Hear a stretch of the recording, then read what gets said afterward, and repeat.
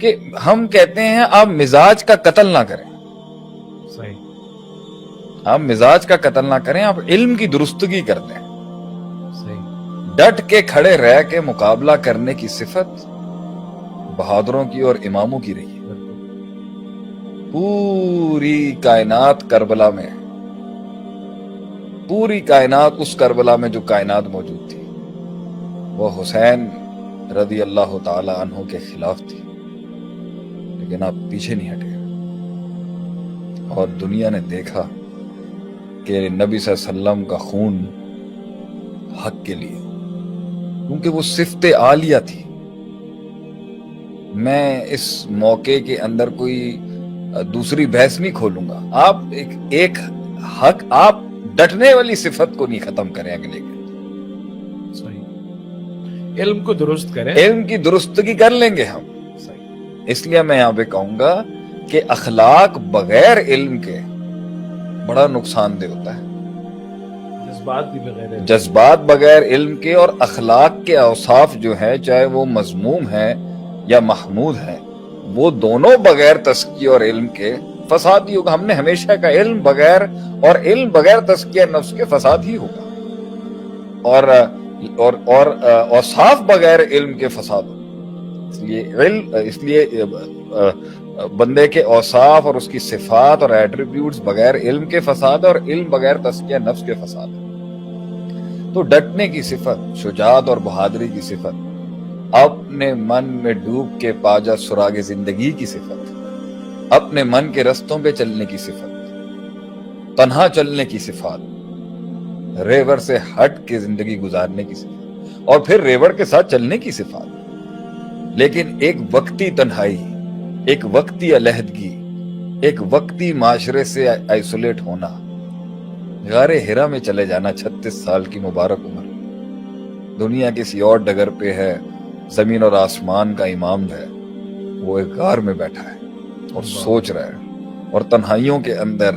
اب انتظار کر رہا ہے، فیصلوں کا انتظار کر رہا ہے، ہدایات کا انتظار کر رہا ہے، روایات کا انتظار کر رہا ہے، تغیرات کا، ایک انقلاب کا انتظار کر رہا ہے۔ اس صفت کو تو آپ نہیں ختم کر سکتے۔ یہی تو کسی ویژن اور کاز کے لیے شہادتیں اور جان دینے کا جذبہ جو ہے، یہ تو نہیں ختم کر سکتے۔ تو اگر وہ غلط ہے تو صفت کے آگے، اس کی طاقت اور پاور کے آگے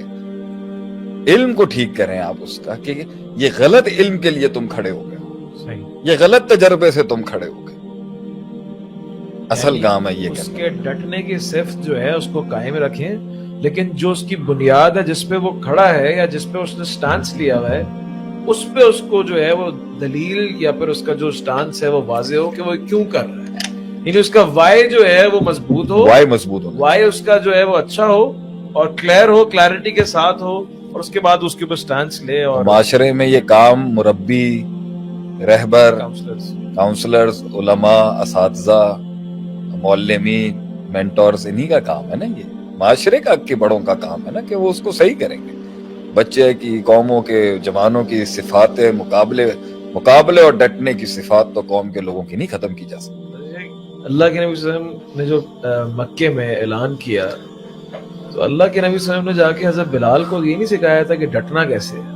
ان کو حق سمجھایا تھا کہ حق کیا ہے۔ وہ احد کی جو آوازیں نکل رہی تھی، وہ اللہ کے نبی صلی اللہ علیہ وسلم نے کسی حدیث میں بلال رضی اللہ تعالیٰ عنہ کو نہیں سکھایا تھا کہ تم نے احد پہ ڈٹے رہنا ہے، بلکہ جو صفت تھی وہ ان کے اندر انیٹ تھی، لیکن اللہ کے نبی صلی اللہ علیہ وسلم نے وہ جو جذبات تھے اس کو ایک بنیاد دی، وہ علم دیا کہ یہ حق ہے، اس پہ انسان مر بھی جائے، کٹ بھی جائے تو وہ کامیاب۔ تو مکی دور کو جس بہادروں کی ضرورت تھی، وہ بہادری تو مکی دور کے بہادروں کی کیا ہی بات، اور جب پوری دنیا کی ورلڈ پاورز نے مدینے پہ حملہ کرنا تھا تو مدنی دور کے بہادروں کی کیا ہی بات، لیکن مکی دور کے بہادروں کی کیا ہی بات کہ کوئلوں پہ لٹا دیا گیا خباب بن ارت،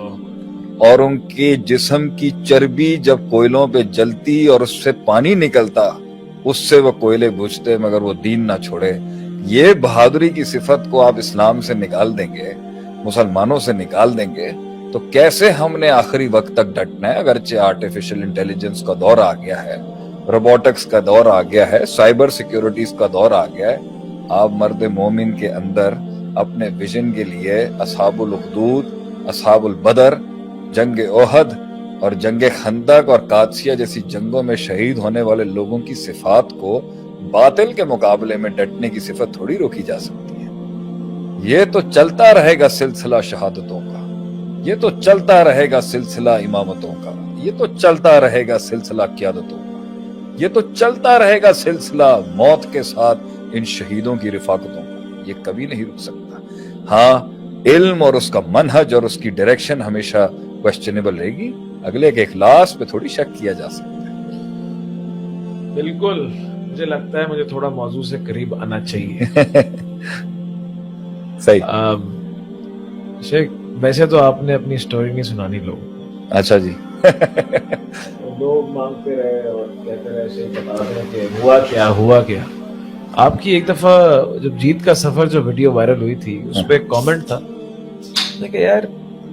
یہ عام آدمی نا بولے کچھ ہوا ہے، سب یہ پوچھ رہے ہیں، مطلب کہ ایک تو ایک قوم ہے وہ تو اسٹوری کے انٹرسٹڈ ہوگی کیوریوسٹی کے اندر کہ نہیں ایسا کیا ہے،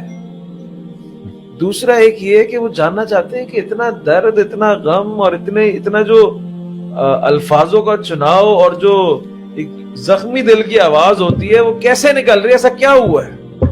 تو آج اسی موضوع کو ہم نے سلیکٹ کیا ہے کہ شاید آپ کو کچھ نظر آئے